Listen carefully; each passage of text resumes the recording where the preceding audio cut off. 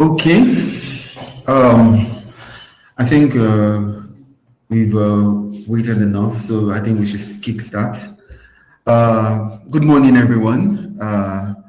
Welcome to the second and final day of GroundBreakers Live 2026, the foundation for sustainable smallholder solutions youth in webinar series that is commemorating the International Youth Day. My name is Clinton Mena. I am the brand and communications manager at the foundation, and I'll be your moderator for today's session. So yesterday, which was the first day of this webinar series, we discussed how technology is changing agriculture and the opportunities of emerging from agri-tech, AI, and other technology that are useful in the agri-tech sector. Today, we are going to take that conversation a step further because we believe having a good agricultural idea or access to technology it's just only a part of the equation. It's not the full picture. So how do you turn that idea into a business that can attract customers, generate revenue, and actually survive and grow? And that is what today's conversation is all about. We know that Nigeria has enormous opportunities across the agricultural value chain, from production, processing to logistics to finance, marketing and technology, and even market access.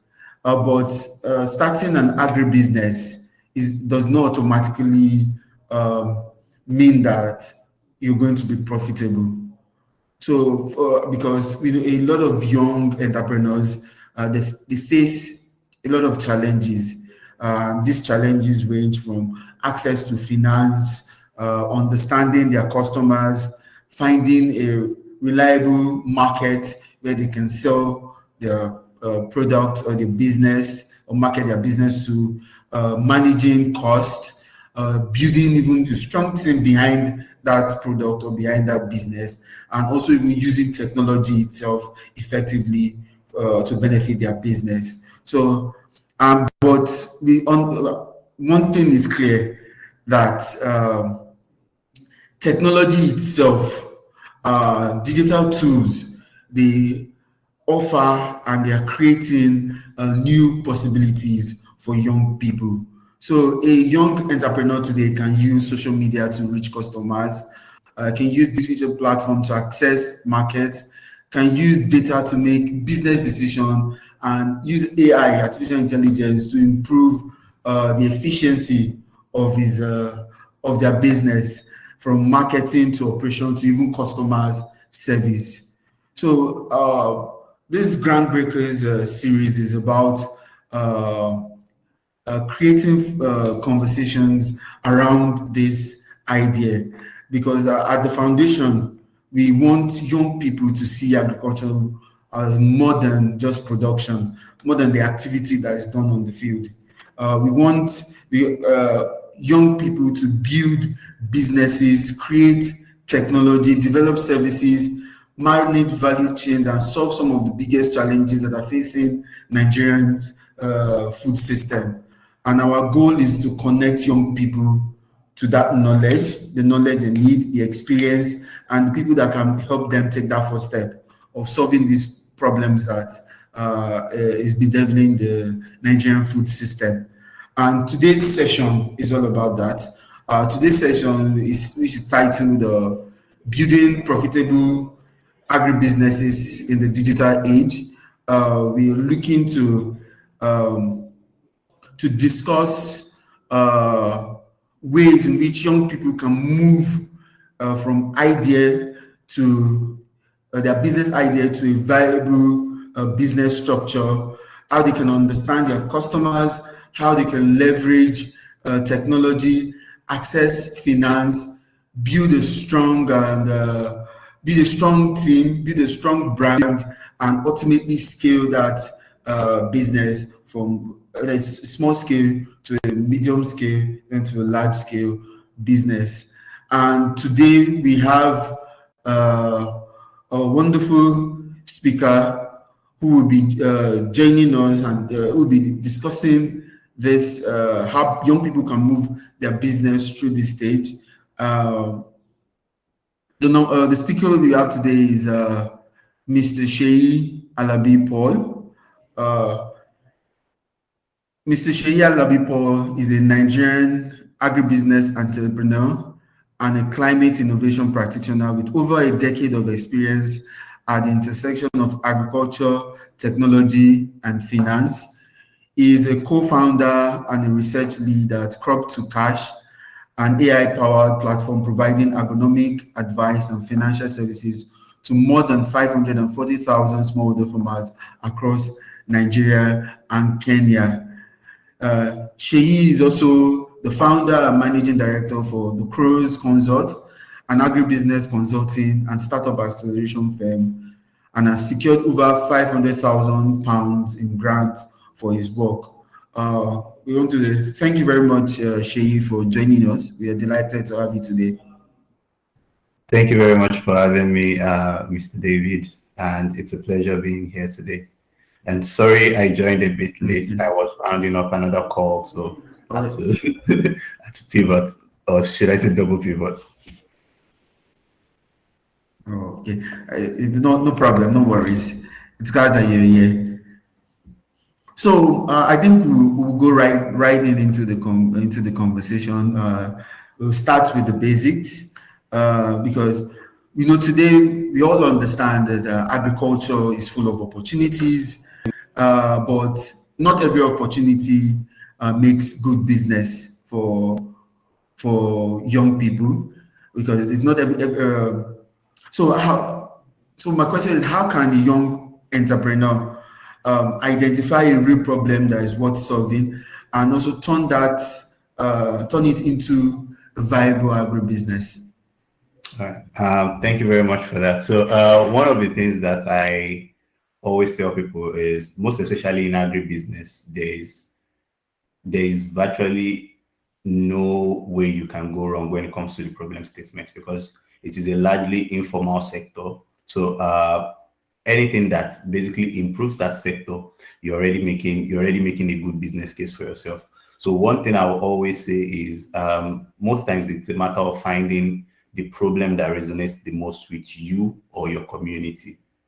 So in my case, we started with wanting to solve post-harvest loss in Nigeria.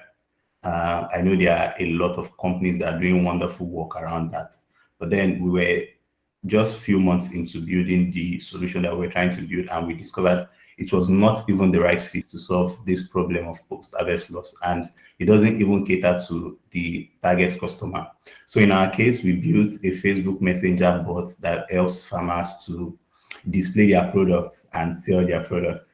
Two assumptions that were very wrong was assuming the average smallholder farmer in Nigeria will sit down and be operating Facebook when they are on the field.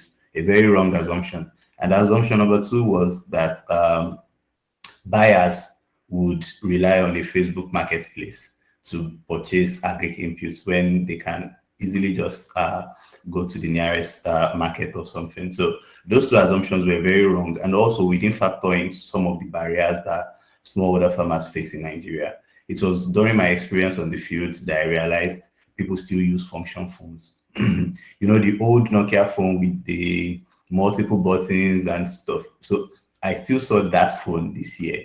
So these are some of the things that the smallholder farmers are using. And correct me if I'm wrong, you can't really operate Facebook. You can't upload a product. Like we're thinking like city boys basically. But then those were some of the assumptions that we made. So in my case, I would advise find a problem, not just a fancy problem, a real problem. Do your research, look at the numbers. If the numbers support that problem, then you're on the right path. For post-harvest loss, like I said, what we should have done is maybe design an offline accessible product and also provide cold storage or storage techniques. But we decided to go all the way to the top. But thank God, should I say, it's really a blessing that we thought that way, because now we know what not to try in the agri space. So right now we're providing formal financing to smallholder farmers, and it is a problem that is very, very existent and very permanent, because total bank lending in agriculture as of 2024 was around 5% in Nigeria. So banks would rather lend to any other business apart from an agribusiness, and there are reasons why. So those are one of the things that we're doing right now. We're just basically de-risking the lending process for financiers and connecting farmers to finance. So, like I said, find a very good problem or a very, very pressing need and solve that problem. Also, try to make sure that your solution fits into the context of what you're trying to do. Don't build what you want, build what the market demands. So if it is going to be an offline accessible product, go ahead and build it, instead of maybe building a very fancy mobile app that is very aesthetically pleasing, that will probably rival Piggyvest app. You might build something extremely aesthetically pleasing, but not something that the your target audience would easily adopt. Also, try to think in the language of your market. So in our case now, our product exists in 10 local languages, and it is because for a lot of smallholder farmers, the literacy barrier is there, the language barrier is there. I only speak 2 languages very well, and my product speaks 10. So sometimes it's all about trying to fit it into the context of what you're building. Yeah, finding the right fit is the most important thing. Okay, so I like where this conversation started because it's a great place, because before we talk about the technology or even funding, we need to understand business itself. Before we go on, let me just a little bit of housekeeping. Please note this webinar is being recorded, and at the end of the webinar, we are going to send the recording so you can watch the whole session again. And if you have any questions, please do well to share your question with the Q&A feature. At the end of the session, Mr. Seyi would, as time permits, you'll be able to answer some of your questions. So let's go right back in. So, Mr. Seyi, what are the key things? So you've talked about, yes, how to identify, or rather you've emphasized why it is good to identify a problem and engage with that problem. So before you go ahead to start creating solutions to the problem. But what are the key things that an entrepreneur should validate before investing heavily in an agribusiness, particularly around customer demand, pricing, and revenue? All right. Thank you very much for that. So one, validate the market. So when your average pitch deck would always have the total addressable market, the obtainable market, all of those things, they are not just buzzwords. They basically mean something. So I'll give an example now. So if you're building an agribusiness and the solution is tailored to, should I say, maybe agro processors, why not do a survey of available agro processors within your network? If the number is not tangible, then it means the business won't scale. You might pilot, but you might not be able to scale. So confirm your numbers. Also, like I said, validate the user, should I say the user persona. So who's going to use this product? What do they look like? What does their background look like? And you'll be very surprised because, like I said, it's very interesting not to work with assumptions. So like I'll give you a very important case study. In the Southwest, most especially among Christians, you barely see people with large family sizes. Maybe the most you see is 2 wives, 3 wives. Yeah, 1. But in the North, with some of our smallholder farmers, you can see someone with a family size of up to 27 people, which might include 5 wives and 20-something children. And during one of our customer onboarding sessions, we were doing a speed onboarding session with all of these people, capturing their information and also their biodata. So we had this very interesting competition going on among the staff of the business that was basically capturing this information, and it is around whoever gets the person with the highest family size. So we had a leaderboard. At some point, I was the one leading because I captured someone with 20 with a family size of 25. We ended the competition with someone that recorded someone with a family size of 37 people. So this person has 37 people within their family. That's an example of that was a very huge culture shock for me because I come from a family of just five of us, six including both parents. Like it's just six of us, and here I am meeting people that have around 30 something siblings. So all of those things are also the literacy level. What are they familiar with?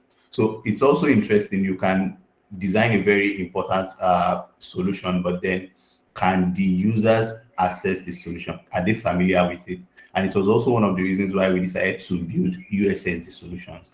So we realized, okay, if they don't have a smartphone, if they use a function phone, if there's the internet barrier, what do we create that they will be able to use? And then we decided to build a USSD solution. So sometimes learning as much as possible about who you're building the products for, it goes a long way when it comes to the success of what you're building. We've seen a lot of very interesting innovations whereby they're building solutions for smallholder farmers, but then they make the mistake of maybe building it under iOS. And I can tell you, maybe it's just 2% of the total smallholder population that uses an iPhone, compared to we, the city folks, whereby you see iPhones everywhere, you see a MacBook everywhere. So that's one of the very important things. You need to understand the user persona and build something that is tailored towards that persona. Yeah. So so there's something you didn't touch on, and I think that is one of the niggling questions that a lot of young people have, which is about pricing and revenue, because pricing also leads to revenue. So you're building a product, you have, how do you determine how to price it at the start? Okay. So two things. First, who are you building the products for? So if you're building a product for, say, maybe a user case for large population, like a large demographic, I'll give you an example. I'll use an example of one of the very popular fintechs, MoneyPoint and OPay. During the cash scarcity thing, they built a product that can basically service not just businesses, traders, all of that. And it was one of the founding bedrocks for success for them. So in this case, when you're building these products, pricing it is important. At some point, you would think OPay was running a losing business because their transaction charges are relatively low. They offer cashbacks, basically introducing things that the average Nigerian commercial bank does not include in their value proposition. But then when it was, so with unit economics, when you have maybe 1 million people using this, it basically covers up for it. So in your case, if you're trying to build a B2B business, maybe a commission model would be the perfect thing. If it is a B2C, which is customers, and also it depends on the type of customers. So in our case, we realized building a product for smallholder farmers is interesting, but who pays for this product? And that was one of the reasons why our USSD technology is relative, our customer acquisition cost is very low. We believe in not charging Peter to pay Paul, but in our case, we get a lot of our revenue from commissions on input sales and also commission from our financial partners that lend to these farmers. So we're trying to like, okay, maybe not charge this extremely poor demographic, because anyone that lives below the $100 mark is considered poor. Anyone living below the $100 threshold is considered poor. So what business sense does it make when you charge the poor person maybe 1,000 or 20,000 naira to use your platform per month? it's not going to work. So most times around pricing your business, you need to understand who you're giving the most value to, who is getting this value, and just equate your pricing around that value. So you will not build a unicorn in 1 year. You're not going to build a $1 billion business just by charging everybody $1 million. It has to be unit economics. So if you have maybe, let's take for instance, we have over 500K farmers within our platform. We know if we monetize half of that at the rate of maybe, should I say 50 naira, 100 naira at scale, that is something. So if your business is a business that makes sense at scale, then you need to work on building that skill. But if it is a B2B business where maybe you're working with a financial partner and your solution is so brilliant that they're willing to pay $20,000 for a 1 year subscription, then so be it. So it depends. Your pricing should mostly depend on the customer, who you're building the solution for, and who enjoys value the most in the system. So yeah. Okay, thank you very much, Seyi, for really throwing light on that, because it brings clarity. Because sometimes, people, you just think about what you need to get out of the business and not consider the customer who is going to pay for it. And there's this disconnect between the price and then who will pay the price. So thank you very much for that clarity. So we will not transition into technology, because this is about building agribusiness in the digital age, and you can't build agribusiness in the digital age without infusing technology. Though yesterday was a more elaborate conversation about technology and technology in the agri space, but we still need to touch on it a little here. So, most times the conversation tilts towards lately about technology being the future of agriculture. For you, where do you see technology genuinely creating value in an agribusiness, and where can young entrepreneurs adopt technology, not just as a maybe like a fashionable addition to their business, but something that is core to the efficiency and profitability of their business? All right. Thank you very much for that. So I would say, what a time to be alive, basically. If our ancestors that lived in the 80s could see us right now, they will be rolling in their grave in a good way. So it's very interesting, even in every aspect of it. I recently was interacting with my younger sibling.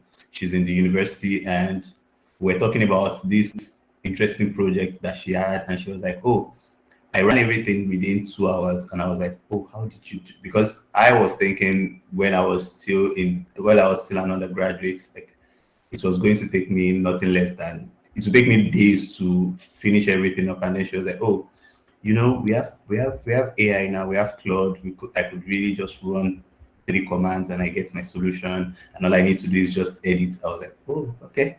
So that was me feeling like an old man compared to people that are maybe younger than I am. And it's the same with applying technology in agribusiness. If it increases efficiency, perfect. Basically, it has to improve a system or create a new system, and it has to add value. So I'll give an example. In our case, if you're to onboard 500,000 farmers individually, you know how stressful that would be. But we embedded a referral model, and it's a USSD technology that takes them less than 5 minutes to complete onboarding. So they were referring each other. We had farmers that tried it the first time, it works, and then they go about to refer it to 10 other people, all of those things. Also, AI. So we have an AI product that basically bridges the extension gap, because now extension services as an occupation in Nigeria is dying, and we have millions of smallholder farmers to cater for. So From your mobile phone, you can dial a line and it gives you real-time advisory from your voice prompts. So these are some of the applications of technology that I never thought was possible. Should I say 8, 10 years ago when I was starting out as an entrepreneur. Also, when trying to figure out where to apply technology, people tend to think, oh, it has to be just one position or in one part of the value chain. You can basically apply technology to every single step of the value chain. For producers, we already have the products for them. For processors, we designed a supply chain management platform that basically helps them with bookkeeping and also managing their entire inventory as compared to using Excel sheets. So those are some of the things, like as long as it improves efficiency, it reduces time taken to get your solution into the right person, and also it gives you a unique value proposition. So there are value propositions and there are unique value propositions. With technology, we've seen unique value propositions scale more because now it is, oh, what's your selling point? Oh, what's the best thing for you? So in this case, those are some of the things that we've seen, and I would definitely advise any entrepreneur listening in on this call to think around where they can find the right fit, and not just necessarily, oh, this is what everybody else is doing, so this is what I have to do. And also, it's not a bad idea if your business does not really apply technology in every aspect. There are still the human aspect. We still make use of a very wide agent network. You need people. You need people for certain rules. So don't try to, oh, because this is the age of technology, I'm just going to use AI for everything. No, you have to find the right fit, and there is no limit to maybe where you can play or what you can play with. So that would be my advice. Find the right fit, and also make sure it makes sense. And test. Yeah, test. You need to run tests. Pilots and tests are your best friend. Okay. Thank you very much, Seyi, for that very very detailed response. So I'd like that you mentioned AI as part of the technology. So I think I would like to like focus a little bit more on AI because there's something you mentioned that caught my attention, which is something a problem that we at the foundation are also working towards solving, because you said extension agency is like a dying trade, a career in Nigeria, and which is why young people should innovate to solve this with AI. So aside from advisory services, extension agency, and all that, AI can really come in and be a solution to fill that gap. What other ways can young people adopt AI? Because I can say it's like the future of technologies now, and your inability to use such technology is more like you putting yourself at a disadvantage. So, what opportunities do you see for young people, young entrepreneurs, to build AI products and to use AI to solve problems that are bedeviling the agri sector in Nigeria? All right. Thank you very much for that. So, like I said, it's very interesting. It's. I mean, we said AI is the future of technology. I guess we are living in the future now, and also when it comes to using AI, you can use it for a number of things. So I'll be giving some trade secrets now. So if you're to manage, if you're to manage a database of say 1 million at scale now, you need nothing less than 1,000 enumerators. You need data analysts, you need all of those things. And it is very ironic because all you need to do is share this on an AI platform and give it certain commands and prompts, and it generates those things.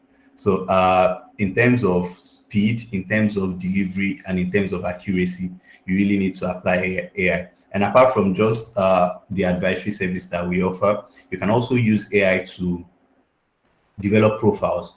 So for our smallholder farmers, for a bank to make lending decision on them, they need to get their historical data and all of those things. So in this case, say I send a database of 500k farmers to a financial institutions. All they need to do is put in certain AI prompts, filter by location, filter by transaction volume of maybe 100k to 200k to generate the filter. And also, if you click on one farmer's profile, you get to see their historical data dating back as at 2020 in some cases. And this is, I would say it is game changing to an extent. You can use AI for data analytics. You can use AI for verification. You can use AI for also reconciliation. So in our case, when this person took a credit facility some years back, how quick did it take them to pay? Also, you can get insights as to behavioral patterns. So it goes beyond just measuring quantitative metrics. It also measures qualitative metrics. We've been in situations whereby we were able to predict farmers' purchasing behavior just from existing interactions, also from queries that they give our voice first AI. So we realized for a lot of farmers, when they ask questions a lot about maybe fertilizer application, that would really make sense for you to target them with adverts around fertilizer sales, around affordable fertilizer in their spaces. So it basically, we call this product sense. So it basically gives us market intelligence. So you can generate market intelligence through AI. There are no limits to what you can do with AI when it comes to managing or providing solutions in the agri space. And I've just given a couple of examples of how we use AI in our day-to-day in at Crop to Cash. So yeah.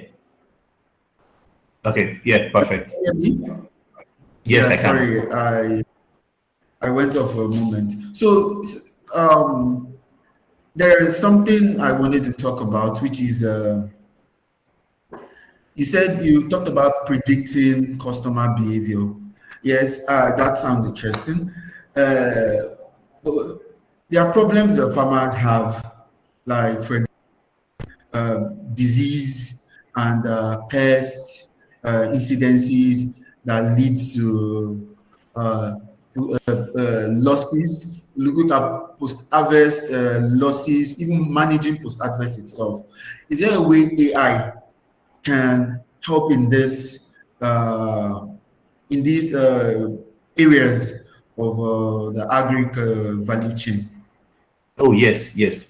So in the aspect of diagnostics and also solution provision for certain things, I I came across this business some years back, and what they do is so for your crops, most especially for food crops, the platform allows you to take a picture.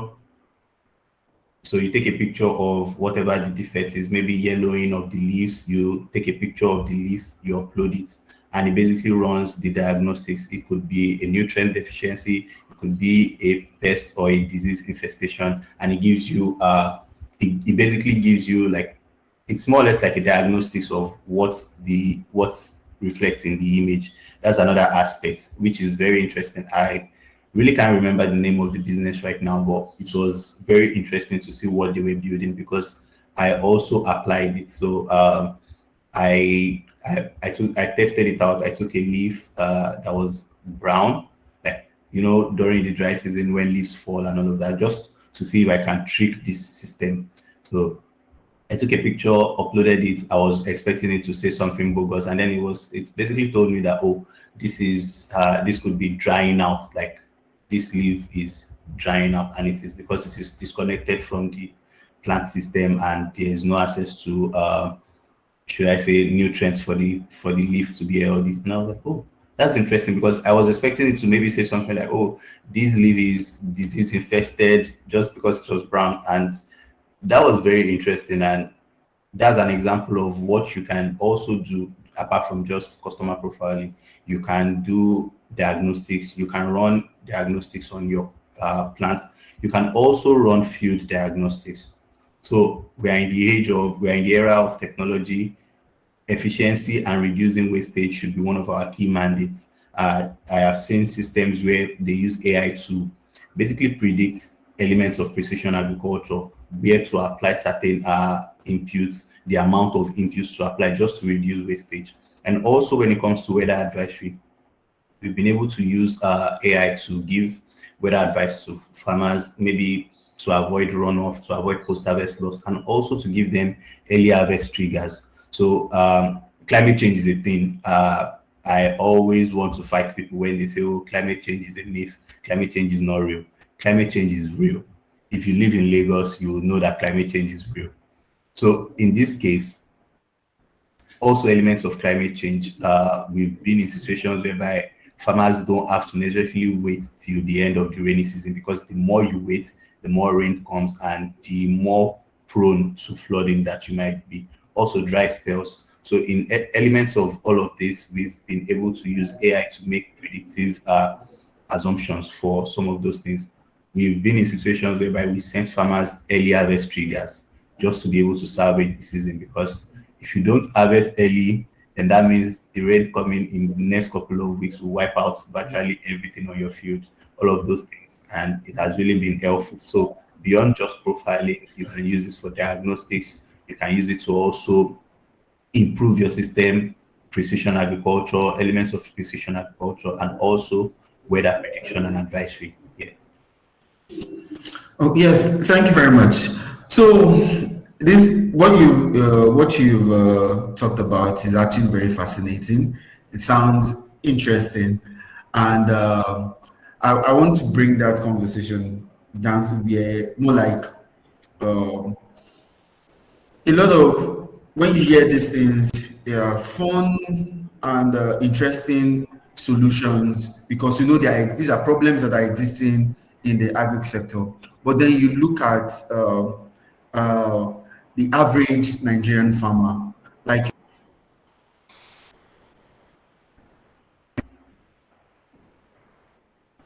digital illiteracy. There is how are they will they be able to afford the solution you're touting or you're trying to create. And it is one of the biggest reasons why a lot of businesses fail. uh, you build products that people don't necessarily want or are willing to pay for. So how can young entrepreneurs better understand their customers and build products or services around genuine market needs? Okay. All right. Thank you very much. So I always tell people to test their hypothesis, because nothing is backed in facts. Like even things that were backed with facts and figures previously are getting debunked now. We are seeing situations whereby people are coming up with new evidence to certain things. So what I would say is, in this case, don't just build what you feel would be generally acceptable. And I will give an example. So now, if you're building a solution for smallholder farmers are people that typically own between less than 2 hectares of land. So if this person owns less than 2 hectares of land, it means they basically make around, depending on the mandate crop, they basically make around 500K to 1.5 million per season. That is not an extremely rich person.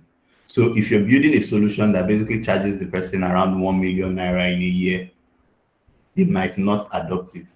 Also, so when it comes to pricing and your, should I say, business model, your business modeling, what you should do is figure out who is going to pay for the service.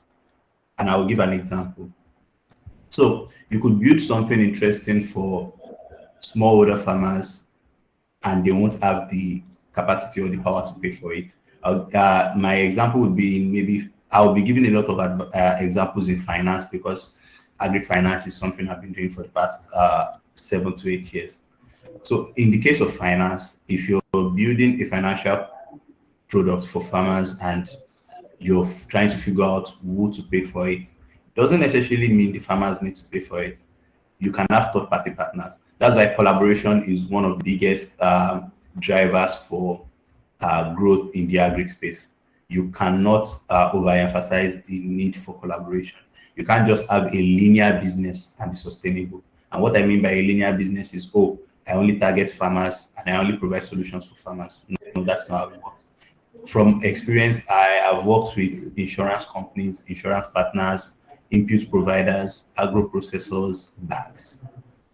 So I'll give an example for banks. So with some of our credit facilities and some of our product offerings, the banks are the ones that we actually do profit sharing with. And we leave the farmers to, yeah, we create this solution for the farmers, but that doesn't necessarily mean we need to charge the farmers for this service. If this solution gives banks more customers, if it gives banks more revenue in terms of credit disbursed and credit recovered, then we should have a profit sharing model with the financial partners. Also with input providers, yes, you sell inputs to farmers, but we have this very large network of farmers that have been profiled and are ready to buy inputs from you. So on every bulk order, we get a percentage commission. So instead of you having to wait for your inputs to be sold as maybe piecemeal, we can help you aggregate this order at bulk. That way, our farmers are getting a discount and we are also getting a commission on sales. So in those two scenarios, I have not mentioned charging farmers for anything, even though they are the biggest drivers of our innovation. So the biggest drivers of your innovation does not necessarily have to be the ones that pay for it. If you have a customer profiling platform, why not choose to sell to insurance companies? If what your platform does is generate data, farmers do not need data. It is people that sell to these farmers that need the data. So that is basically how it works. You can also charge the farmers, but from my experience, if the charges are already heading towards too high or maybe being too exorbitant, then you're not really doing them a favor. So yeah. Okay. Yeah, thank you very much for that. I think it's good to have that at the back of your mind because sometimes you have great ideas and then you allow yourself to be so caught up in the ideas that you do not price yourself out understand of your idea. Yes. Because yesterday's session, one of the speakers mentioned to us was what she mentioned was that it is good to fall in love with the problem and not the idea. Because when you fall in love with the problem, you want to understand those having the problem, what the problem is, those having the problem, and their willingness to pay to solve that problem. And then you are able to build a product that easily answers those questions without leaving room for dissatisfaction, either for you as the entrepreneur or the customer. So yeah, thank you very much for throwing more light on that. Before we go to the next question, please, if you're just joining us, thank you for joining us. If you have any question, please use the Q&A feature. The Seyi at the end of the session will be able to answer some of your questions as time permits. So we'll go straight to something that a lot of entrepreneurs overlook, especially in the agri sector, because a lot of people feel, oh, is it not agri? Who needs branding? You don't need marketing. Just say it's farmers you're selling to. Farmers do not care about those things. So I want us to talk about it because sometimes, like I mentioned, it's overlooked. What can young people learn from the technology sector? Because tech is about branding, it's about colors, it's about icons and whatnot. What can agripreneurs learn from the technology sector about building strong brands, attracting customers, and standing out in a competitive market space? All right, thank you very much for that. And that's absolutely a fantastic question, because most times when people, it goes beyond just what you've described. Because in my case, I studied agronomy as an undergraduate, and I didn't study agronomy as a backup plan. I chose to study agric in the university. I wrote JAMP for the sole purpose of studying agric. So it was one of those rare occasions. And till today, my mom still makes fun of me, calls me the bougie farmer and all of that. But yeah, in agriculture, there is a lot of misconception. They'll tell you, oh, you're creating this solution for farmers, so you don't really need to do things around branding and also maintaining a brand identity. But that's a very big lie, because in my situation, in my position, I've been able to go to places where my business have gone to way ahead of me. So sometimes I could be at an event, and maybe from my tag, people see Crop to Cash and they're like, oh, you're from Crop to Cash. Oh, do you know? I'll be like, yes, I do. Uh, are you familiar with Michael? I'll be like, yes, that's my co-founder and all of that. So that's basically your business going to places you've not been to. And it is very important. And I'll give the example for farmers. So in the north, a lot of our farmers call us the farmers bank. We are not a bank, we're not a commercial bank, we don't have a banking license, but they call us the farmers bank. And the reason for that is because when they get onboarded on our platform, they can perform both agricultural transactions and non-agricultural transactions. That is an identity. And if we're not known for that, we can be known for something else, but then it is an identity. Also, when we talk to some of them, they'll be like, oh, who is your financial partner? They want to know who your financial partner is. Then if we mention maybe a bank that has done them wrong in the past, we've been in a situation where one of our old financial partners, when immediately we got to the field and the farmers saw the banner and they saw the logo of that particular financial partner, they were like, nah, we're not having this conversation. And we had to tell them, oh, this is just a partner. Our product is different. This is what we're doing and all of that. So identity really matters a lot. You need to be known for something, and it should be something good.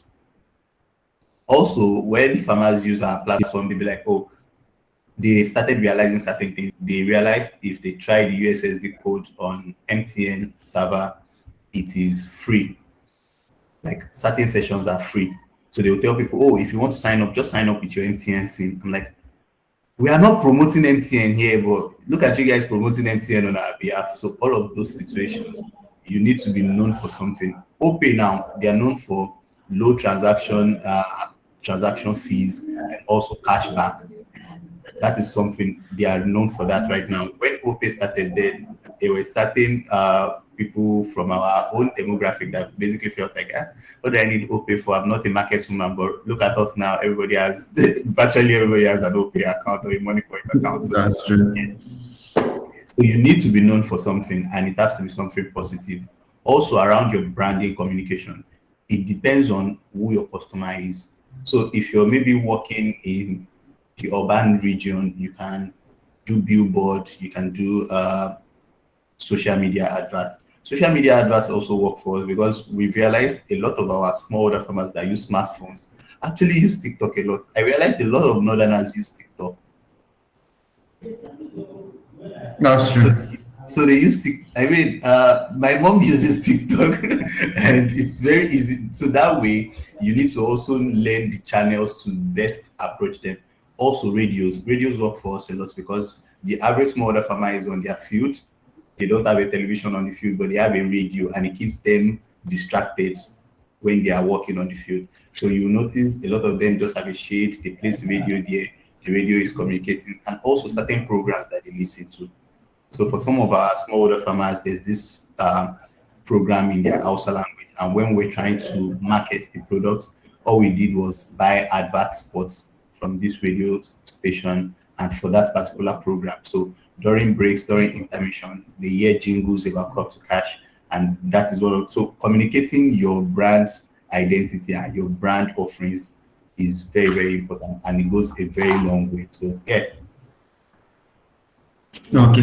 Thank you very much for that, because it's very important that young entrepreneurs do things differently from previous businesses that have come into the space who just take branding and marketing for granted. So thank you very much. So let's talk about something, one of the biggest challenges that young entrepreneurs face, which is funding.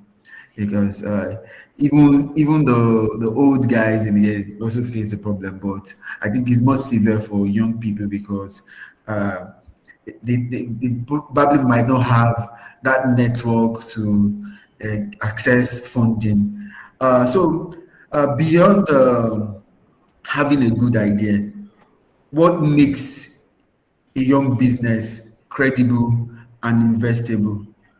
And what should entrepreneurs have in place before approaching investors or other sources for finance? Okay, so thank you very much for that.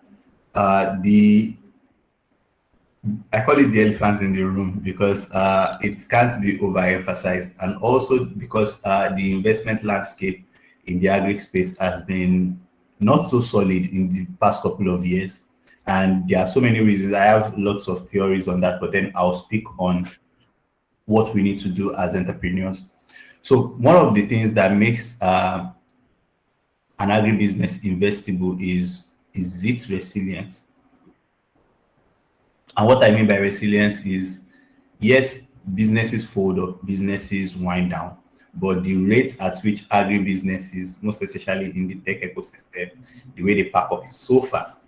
I was talking to someone and the person was like, "Oh, you guys have been doing this for 8 years. How have you managed to survive?" I was like, "Yeah, I know, right?" Because in this case, you need to do a lot more than the average business. And I'll give you an example. An e-commerce business can scale super fast. An e-commerce business can attract investment. Also, people where the world, so I'll speak in the world context now. I was in Silicon Valley last year for an acceleration program, and it was also part of our fundraising drive. And talking to certain investors, the fact that they were disconnected from some of the problems also doesn't help matters. So in a world where food security is not so much of, they don't see it firsthand, they are not at the forefront. So it makes it very difficult to comprehend a place where you walk into a store and you buy a bag of fruits for less than $3 and all of that. They basically see it as, oh, food is affordable, everyone can afford food and all of that. And in my head, I was like, oh, say that to the Almajiri kids in the north. So in this case, I saw a lot of businesses. I'll give an example. So there was someone building a robotics business, and he basically raised $1.5 million to build a prototype, not a finished product, a prototype. So if you can get that investment, but then there's this person building something very interesting for farmers in Nigeria. We have someone that was building something around waste management. It was basically how to building a biodigester for waste and all of that. And this person is getting notes from investor, and you that just wants to build a fancy robot prototype, you're getting also they are investing a lot in defense. And I'm like, yeah, wars are very interesting, but who's gonna feed the soldiers at the end of the day? So we've seen lots of very different initiatives that investors are willing to fund over agriculture, but that should not discourage anyone willing to build in this space, because they are actually impact driven investors. So sometimes getting finance is about finding the right fit for your business. So there are impact organizations. There are organizations that can basically connect you to this sort of investors. And also there are organizations that all they do is spotlight you. So most times people always think, oh, what's in it for me? What's in it for me? What's in it for me? Like immediate gratification is not the motto of the game when it comes to agriculture. It is a very patient, a very delicate sector. So sometimes what you need is an introduction to the right partner, an introduction to someone that is the right fit. Also, on your own, you have to build a business that is scalable. And that's where your unit economics come to play. they would want to reject you, make it extremely difficult for them to reject you. That's what I always tell people. So have your numbers down to the T, have your value propositions well written out. That way, investors know what they are putting their money into.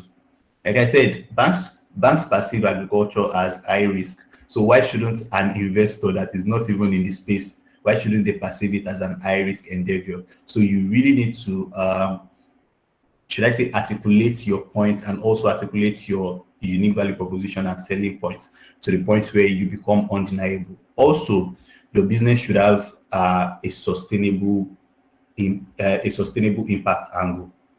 So when people say, "Oh, which of the SDG goals does your business address? Which of the 17 SDGs does your business address?" You should have at least 3 or 4, just to be on the safe side. That way, impact organizations see you as a very viable business that they can invest in. Because sometimes it is not about return for investors. So there are different types of investors. There are investors that want their money back with interest. There are investors that do debt financing, which is basically I give you this money, you return it to me after this period with interest. There are investors that do long-term equity investments, which is, oh, I'm investing in your business. I want to watch you grow up to the point where you're profitable or to the point of an exit. And then there are impact investors who are willing to sink money into your business just to be able to display valuable impact. And I'll give examples of some of them. GIZ has been a very big developmental impact organization in Africa. GSMA are also doing wonderful work. MasterCard Foundation, most of the credits we've unlocked through some of our financial partners has been through the MasterCard Foundation, and it is a low interest credit. One of the lowest you will get around in the agri space. So these are organizations that are, should I say, agribusiness friendly. So you don't go to a conventional VC that wants you to 2x their money in 5 years and will be on your neck about, oh, do this, do this, do this. Sometimes it's the impact organizations that will hold your hand through what you're building, and also grant financing. So when we mention grants, there are a lot of people that be like, "Oh, I don't like grants." They will ask you to provide this, provide that. Yeah, it's all about accountability. It's taxpayers' money, and if you expect them to just throw it at you at every whim, then it betrays the purpose. So you need to be open to reporting. You need to be open to due diligence. And one of the things I always tell investors when they're talking to us then is, oh, if you want to do due diligence, can you extend a physical due diligence whereby you come to the field? We introduce you to even some of the farmers that we are solving this solution for. It basically gives them a first-hand experience of what we are doing. Also, reporting. You should be open to reporting, both the good and the bad, because sometimes what happens with reporting is, oh, you probably think, oh, if I report this negative, it makes me look bad. So our definition of failure needs to change as entrepreneurs. If something is not working, it's a lesson. You shouldn't dwell too much on failure. So I tell people that the difference between an entrepreneur and an academic is, for an academic, failure means doom. For an entrepreneur, failure means learning. So pick a learning from it, and yeah, that's basically what I have to say concerning how to position yourself for financing, or should I say investment. Okay. Thank you very much for that very insightful response. So I think you've answered the question on finance, because it's one thing, and I like that you talked about accountability, and so now we are going to move to the other part, which is governance, because accountability cannot work without governance, and governance is all about leadership and putting structures in place. And as when your business has started, it's one thing to start it, is another thing to grow it. So as a business grows, the founder has to move from doing everything themselves to building teams, systems, and partnerships.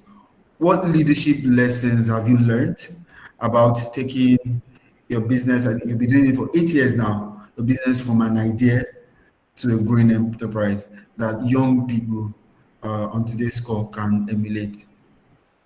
Okay, so what I always tell people is, the best leaders learn something, and it is self-leadership. So with when people say, oh, leadership is basically, they basically see, oh, you're leading a group of people. But to be a great leader, the first thing you need to learn is self-leadership. So and it comes through everything, your values, how you show up, and also how you communicate. So in this case, I would say when it comes to building or expanding a team, I've had the privilege to work with people that were extremely younger than I am, and also people that are light years ahead of me in terms of age and even experience. So one thing that stands out for me is the common denominator between those two people is the goal. And what is the goal? The goal is we are working towards this particular thing. So in that, just understanding that and understanding that what you're building or what you're working towards is bigger than you can ever be, it makes you humble, and it helps you approach the business from a non-biased perspective. And I'll give an example. Like I said, I've been to places where people say, oh, I know crop to cash, but I don't know you. And in my mind, I'm always happy about it, because yeah, you should know the business and not actually know me. Once you know my business, I'm pretty much solid. So in this case, when it comes to self-leadership, is very important when it comes to leading or leading towards a goal. Also, you also have to understand that leading this particular initiative or leading this idea does not mean you're the best person in the room or you're the smartest person in the room just because you are in a leadership position. So it makes you teachable. I still learn new things every day. I am building a tech-enabled business, but I have never written a line of code in my entire life. So I respect the engineers that build the business. We also operate a customer support team, and sometimes I always jump on the call with them to also talk to farmers and get insights. So they did this scoring for me on one of my calls. I did 3 calls, and the first call they ranked me 4/10. The second one they ranked me 3/10. So just knowing that I can't even do this person's job as well as this person gives me newfound respect for what they do. So in that case, you have to be as humble as possible. And I am not just saying it for the sake of saying it. Building something bigger than you should be an experience that humbles you, not one that makes you feel on top of the world. It should be humbling.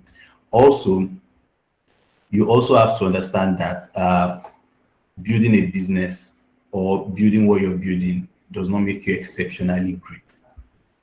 It is the business itself that is exceptionally great. So don't take credit for what the business is achieving. Don't take them as your personal credit.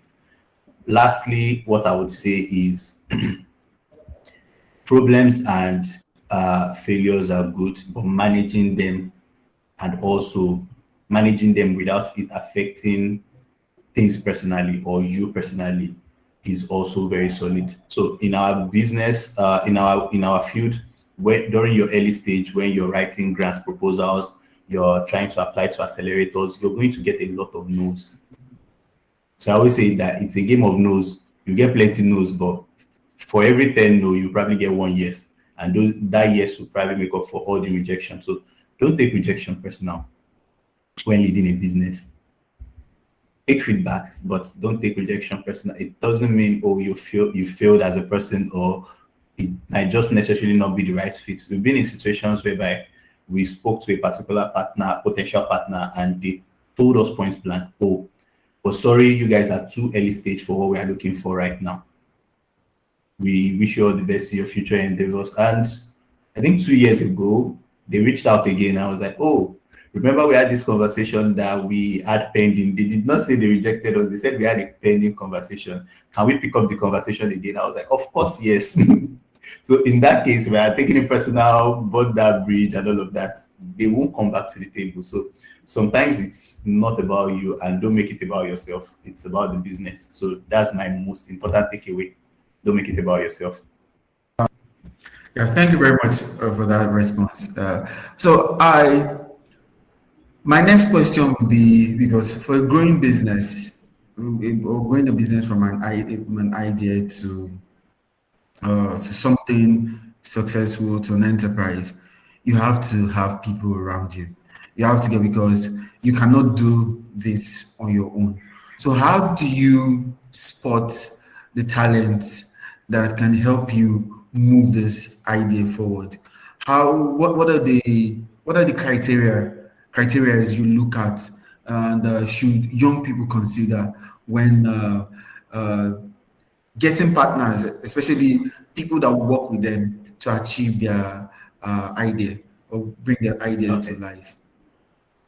All right. Thank you very much for that.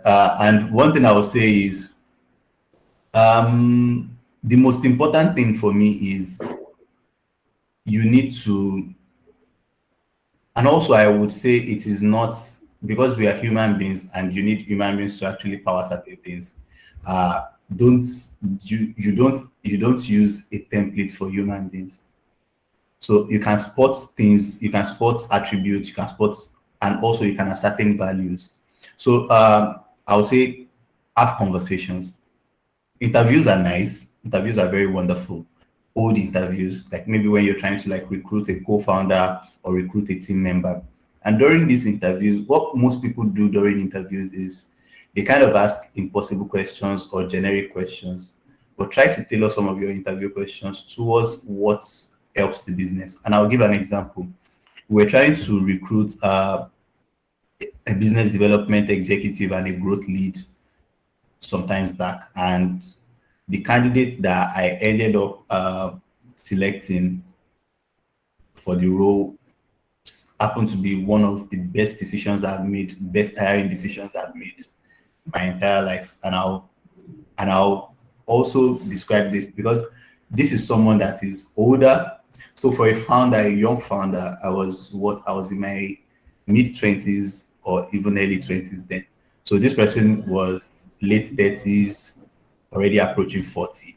And there was already the age thing. Even my HR manager then was like, "Oh, Seyi, are you sure?" I was like, even if it means I have to prostrate to greet this man every morning when he comes to the office, as long as he's getting the job done, I don't mind. Like, so, and given all of those barriers, I've been in situations whereby I've worked with people that are younger, people that are my age, and but this I continue to say that that was the best hiring decision I've made. And when you look at us as individuals, it should not make sense.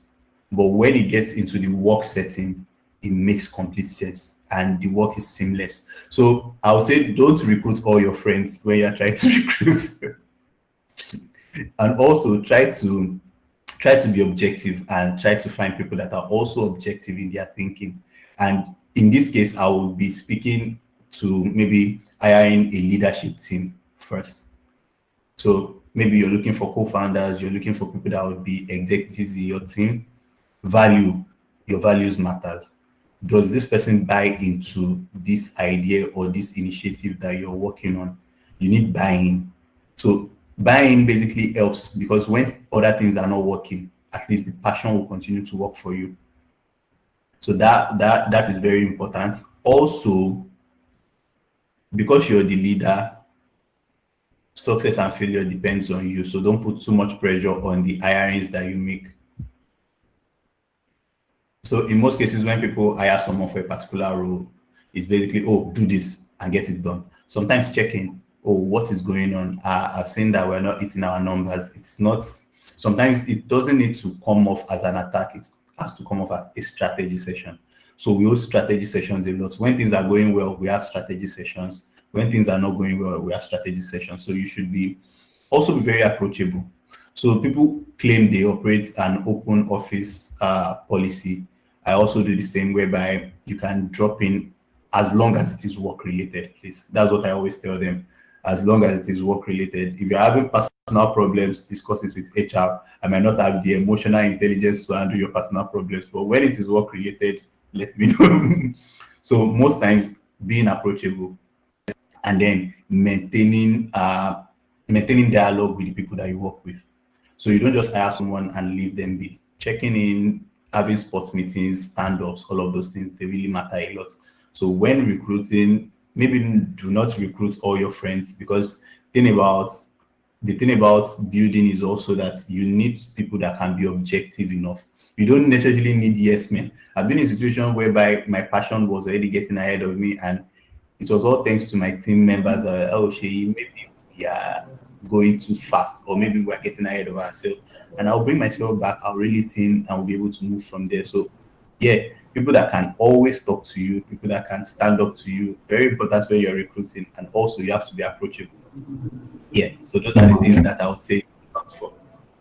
Okay, I think you've almost answered my next question, which is about systems, technologies, and processes for that young entrepreneurs can put in place early if they want their agribusiness to go beyond a small founder-led operation. So I don't know if you have any more thing to add to that, because I think it's very important. People understand that for a business to grow, like you said, it should be beyond you. It should be about the business, not yourself. You shouldn't take credit for the business, what the business does. So, for a young person, what are the systems, the technology, or the processes they can put in place to achieve what you've advised us on? All right, thank you very much for that. So, one thing that I would say is one uh, collaboration. You need to build a collaboration mindset. So everything has to be collaborative. I tell people I prefer Google Doc to Microsoft Word, because with Google Doc, we can multiple people can be working on one particular document as long as we have shared access. So a collaborative mindset makes things move faster. Another thing that I would advise when it comes to is have traditions. Like, you need to be deeply grounded in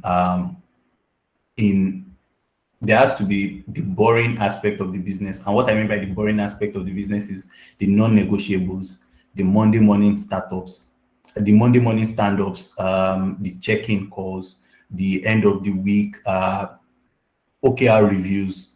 OKRs, KPIs, they are the easiest way you can track progress in the business, because everybody is working on different things. But when you have an organizational OKR or KPI for each team, then you can easily be ticking them off. It's very easy to, we measure in business, we measure the year in quarters, and it will be time travels very fast. That's one thing I've really come to realize. So we'll make plans for the end of the quarter, and while we're doing the end of the quarter review, I'm like, oh, it's been a quarter already. That's interesting. We had this. So all of those things. 3 months is a short period of time when you think about it.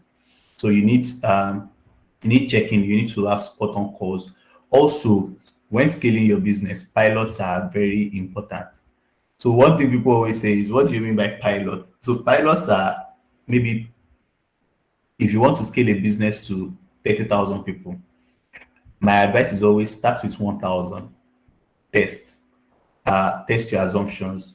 So take, for instance, a lending project. Now, if we're looking to lend to farmers in the maybe rice value chain or maize value chain in a new location, what I always say is we're going to start with a pilot.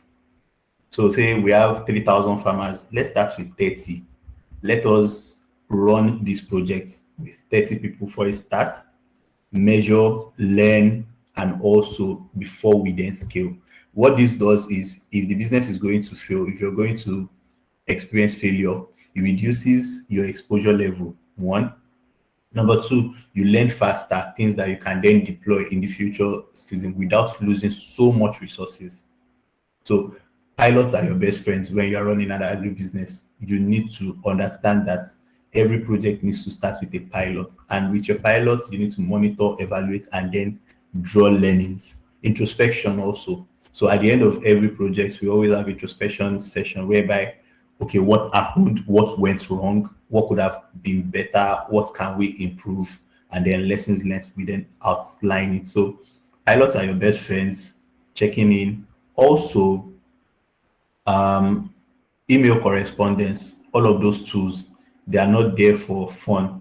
So I've seen a lot of businesses where you maybe run a WhatsApp group and that's just it. No, certain things you need. You also need evidence. You need evidence backed recording, and also you need to report. So most times people do not like reporting because it is boring. So sometimes the boring aspects of your business, you should focus on them.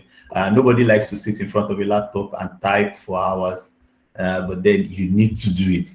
So reporting, also communication within the team is very important. And like I said, pilots are your best friend. It saves you a lot of trouble. It is organizations that don't run pilots that basically bleed. Basically, it has the potential to bleed the business to death if you don't run pilots, because one failure at a large scale, that's the end of it. So yeah, that's what I would advise. Okay, thank you very much, Shay. So we've talked about uh, how to identify uh, a problem to solve for. We've talked about finances, how to access finance. We've talked about markets. We've talked about technology, what technologies to adopt. We've talked about AI itself. We've talked about branding and marketing.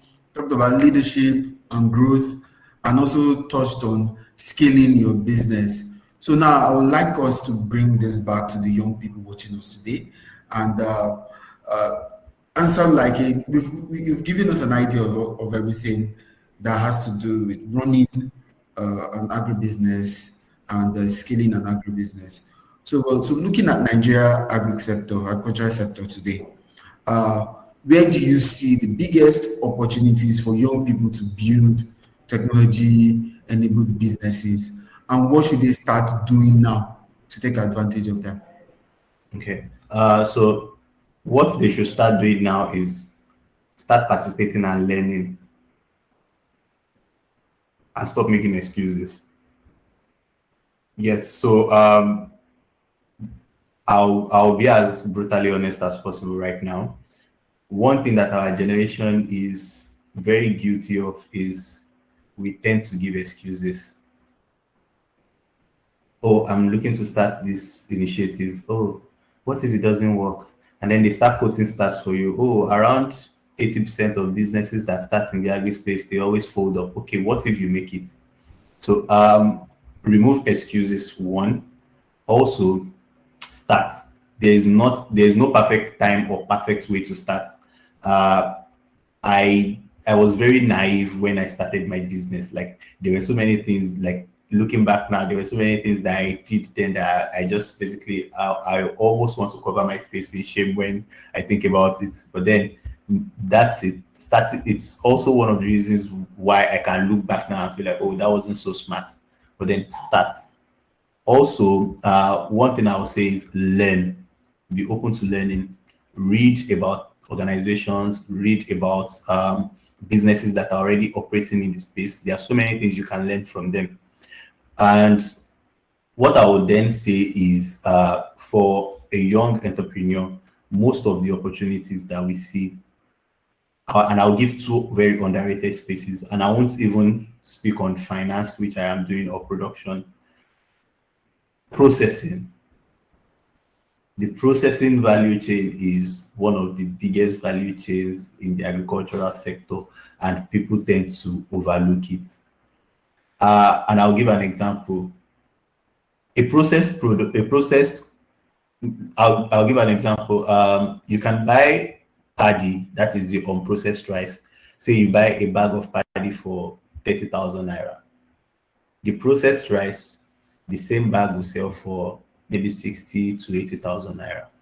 That's already 2x, almost 3x value just from one particular end of the value chain. Most of the money in agriculture is in processing, and people need to look into processing as one of the biggest money makers in agriculture. You can create solutions around processing. That is very underrated. So if there's any aspect of the value chain that I would advise young entrepreneurs to look into for opportunities, most especially return on investment, it is processing. Also, another aspect of the value chain that still gets I won't say still gets overlooked, but it needs a lot of digitization is marketing and logistics. Up until today, around 60 to around 50 to 60% of the total tomato that we produce in Nigeria still goes to waste. We can, if you can digitize something around that, it, both maybe post harvest handling or logistics, then you're making money, because the moment you reduce inefficiency, you are adding value to a system. So those two systems are two underrated, very underrated aspects of the agri value chain that young entrepreneurs need to look into and build solutions around. Then finance, which I happen to be doing, but finance is very tough. There's a lot you need to do around finance, but then it is also very interesting and very rewarding. And then production, because none of this would be possible without the producers, without a production line. So those four aspects of the value chain, you can, when you build solid products around them, you always get your return and you always get your value. Okay. Thank you very much for answering that question with a lot of detailed examples. So I think we've come to the end of this session. I want to thank you very much for uh, accepting our invitation. We've heard a lot about identifying opportunities, understanding customers, using technology, accessing finance, and building sustainable agribusinesses. I don't know if anyone in the audience has any question. If you have any question, in 1 minute, please put it in the Q&A. Seems our speaker has been very detailed and no one has any question. Okay, I can see a hand being raised. Sulaiman, please type your question in the Q&A. Sulaiman, please type your question in the Q&A.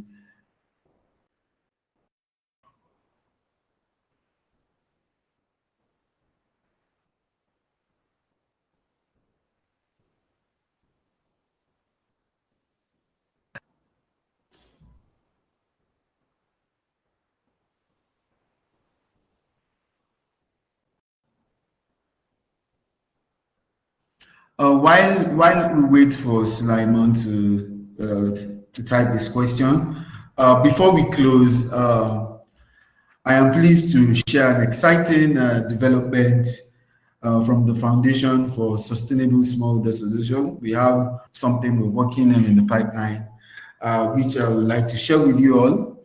We are establishing the global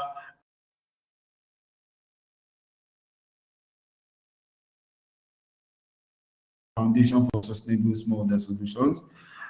This institution will be dedicated to professional education, enterprise development, research, innovation, and technical advisory services for agricultural sector. So this is being created to address a critical gap in the agricultural space. And what we seek to do is to equip entrepreneurs like you and Noah in this conversation today, equip them with practical skills that is needed to build a competitive and profitable enterprise. And through this institution, you're going to get professional certification, executive education, enterprise incubation, applied research, and digital learning. So what we are going to do is right from the institution is going to train you and also offer you, not just train you and leave you with the knowledge, it offer you with the opportunity to build that business, that idea, turn that idea into reality. So be on the watch out for FSSS Global Agri Entrepreneurship Academy. It will be coming live soon, and enrollment will be open for the new academic session before the end of the year. So follow our full social media handle at FSS Nigeria on Twitter, on Instagram, on Facebook, and on LinkedIn, and you get more information about the academy. Thank you very much. I think Suleiman has okay. So he said I have two questions here. I don't know, Seyi, are you still with us? Yes, I am. Oh, okay. So we have just two questions, and after these two questions, we can call it a day. So Sulaiman said during his time of addressing what problem startups have in Nigeria, you mentioned those qualities to attract investors. Is asking if you can help summarize them again because he had network issues. So okay, I don't know if you want to take that. All right, no problem. So, thank you very much for your question, Sulaiman. So, when it comes to attracting investors, the first thing is having a match. And one of the interesting things I always tell people is think of investor relationship as very similar to the romantic relationship that we have with our significant others. So, if you're trying to maybe in your case, maybe find a wife or a potential girlfriend, some of the things you look for are shared values. That's the point of a first date. Those are one of the things where people ask you, oh, what are first date questions for you? There should be first investor interaction questions just to see if you can find a fit. And I'll give you an example. Say this investor, they basically work in the maybe robotics sector, and then you spend like 3 months of your time chasing them down for an investment. That's like hustling backwards. If you research organizations that are looking towards impact, also, like I said, find the perfect match. Look at the SDG goals you're trying to solve and look at organizations that tie into that. So if you're trying to end world hunger or reduce food poverty, and then you're talking to maybe SpaceX, there's a mismatch. They are dealing in space travel, space expedition. Why not talk to an organization like FAO? Why not talk to an organization like CGIAR? Those are organizations that are deeply rooted in the sector. If your problem is around climate change, I don't see any reason why you should be talking to maybe an organization that builds road construction or something. So find the perfect match. Also, number two, your investment thesis needs to be solid. Oh, if this person is investing in this business, what are they getting from a value standpoint? And what are they getting from an impact standpoint? So now I'll be speaking generally as agribusinesses. So a lot of businesses, it's about the return on investment, but for others, it is about impact. Uh, the amount of employment you've been able to generate, informal employment, formal employment, also the amount of livelihoods you've touched.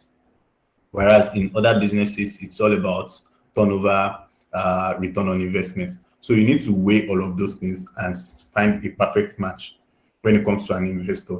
So you don't have a mismatch. We all know what a mismatch does in our normal romantic relationship. That's what leads to divorces, bitter breakups, and all of that.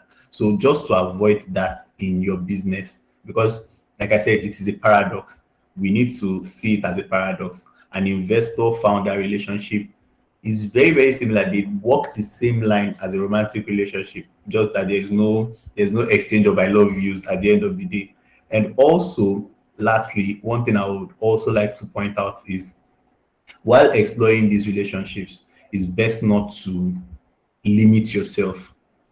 So in this case, with romantic relationships, you can have just one romantic partner, but with investors, you can have a pool of investors, a pool of advisors, and a large pool of partners.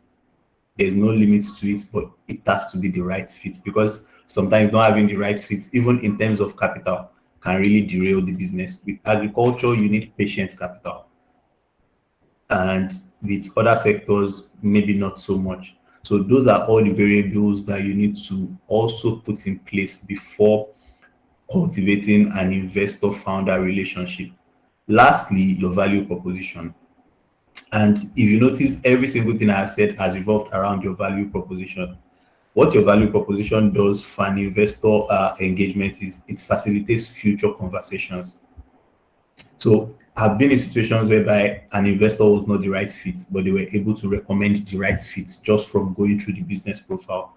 Oh, we don't normally operate in the food crop value chain, but I am willing to introduce you to someone that you can talk to that works also. And lastly, like I mentioned earlier, don't take rejection personal.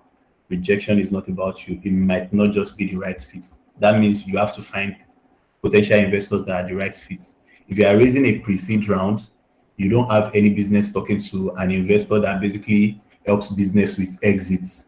An exit is, oh, you've run this business, you've been profitable, you're doing wonderful. You are either selling the business or you are entering an IPO. So if you are running a seed round, you don't have any business talking to an investor that basically only does Series B investments. I've been in a situation whereby I booked a call with an investor and I spent at least 30 minutes pitching the business. And at the end, he was like, oh, you guys are raising a seed round. We don't do seed rounds. And in my head, I was like, oh my God, what have I been wasting time talking to this person for? So you need to find the right fit in terms of positioning and also in terms of the stage of the business that you are at. So that would be my tip. Okay, thank you very much, Seyi. So the last question is from Yusufia Bichi. So he says he's building an AI app for farmers to detect crop diseases, and he wants to see if you have any advice for him. All right. Thank you very much, Yusuf. Like I said, building a diagnostic AI platform is very interesting. The one I interacted with was super interesting, and I feel like finding the right fit when it comes to such innovations is very important. One advice that I would give you is work on also adding recommendation to the advice that your product gives. So I don't know how it works, but off the top of my head, I know it's basically would detect maybe nutrient deficiency or if there's a pest or disease infestation. What I mean by recommendation is just as a step further for the customer, and you can also explore this with input providers. You can start recommending inputs to apply. So take for instance, maybe it is a nitrogen deficiency. Normal thing would be to recommend a nitrogen heavy fertilizer for that particular crop. So when you've recommended it, then you can easily plug with an input provider that sells nitrogen and be like, oh, Indorama Nigeria PLC provides NPK and all of so it should also be part of the advice that you give. It should go beyond just giving them advice. Oh, this is nitrogen deficiency or this is armyworm infestation. What are agrochemicals that they can apply to remedy this effect? And that way you're already selling, you're already making a sale, because when you then recommend and they buy through your platform, you get your commission on whatever sale. So add a very strong recommendation base to what it is that you're building at the moment if you don't have it already. So that would be my advice. Okay, thank you very much. I don't know if it's possible for him to adopt USSD for such a platform, because considering the market, the type of people who will be using this service. So I think Yes, I'm not. yes, you can. Okay, go ahead. Yes, you can explore USSD or SMS. So that way, all you need to do is type in the symptoms into the prompt or into the SMS chat box. Those are two ways that you can easily scale, because, like I said, a lot of smallholder farmers don't use smartphones. That is where the problem starts from too. And I don't think a lot of us are I was telling someone, the person was like, oh, why is your innovation a USSD innovation? Why not upload it on Google Play and people can download and you have 1 million downloads on Google Play? I was like, oh yeah, to upload on Google Play or Apple Store is not the problem. Like, I've built mobile applications in the past. The problem is getting the farmers to. I am not in the business of distributing iPhones to farmers. Like, if you want that solution to scale, you need to provide them with the necessary tool that they need. And if you don't have the capacity to do that, then I mean, an Apple integration would be nice, whereby Apple just gives me all the phones for free, but then that is just wishful thinking. So try as much as possible to also explore offline accessible routes for your business, and also add training. What I mean by training is add knowledge, which could be in any form. In our case, we disburse knowledge information through USSD, we disburse through SMS, and sometimes via phone call. So explore all of those offline accessible options, and that will be a good selling point for you. Okay. So thank you very much, Mr. Seyi. So there's before we close, I would just like to give just one final question, and so it's just like Oliver Twist. You always want to ask for more, but yeah. So if you could give one advice to a young Nigerian who wants to start an agribusiness today, what would it be? If I could give one advice to a young Nigerian looking to start an agribusiness, join us. Yeah, that's my advice. Join us. And it is very interesting because it is also one of the things people say. They always ask me, who are your competitions in this space?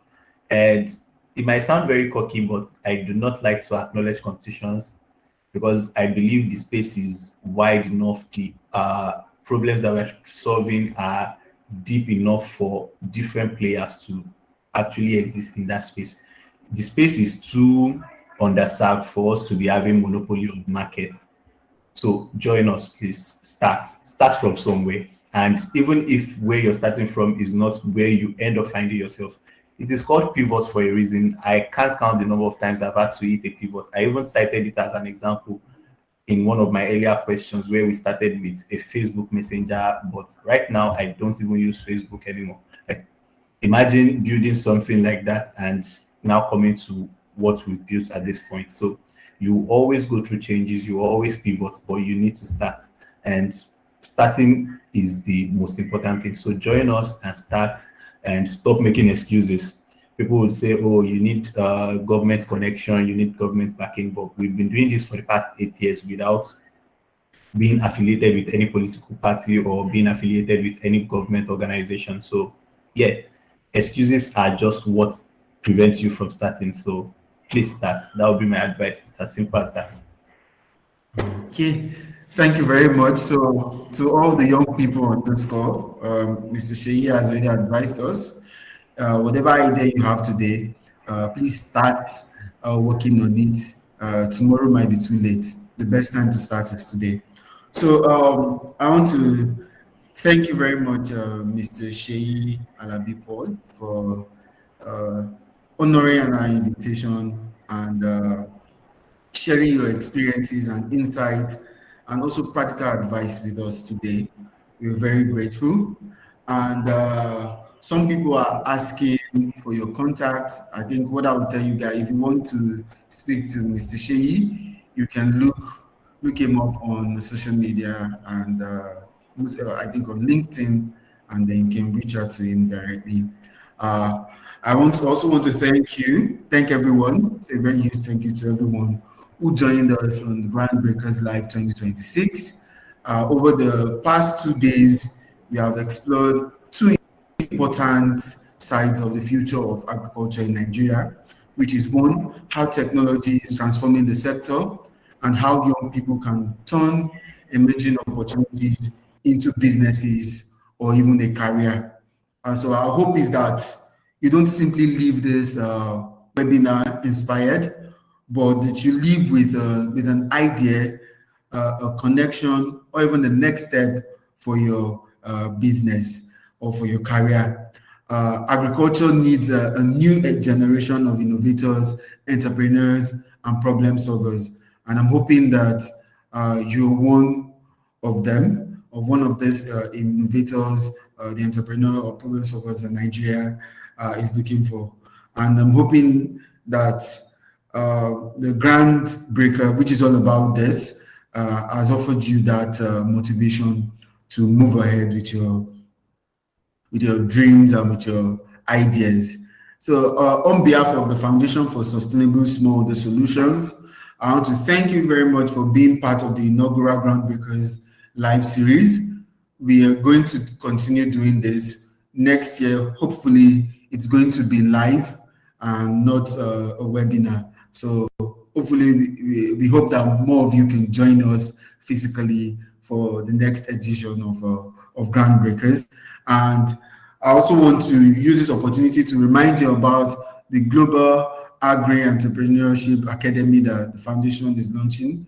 Please be on the lookout for this new academy that is coming up. And I want to say thank you to the speaker once again, our partners and the team, and most especially to all of you who have joined us.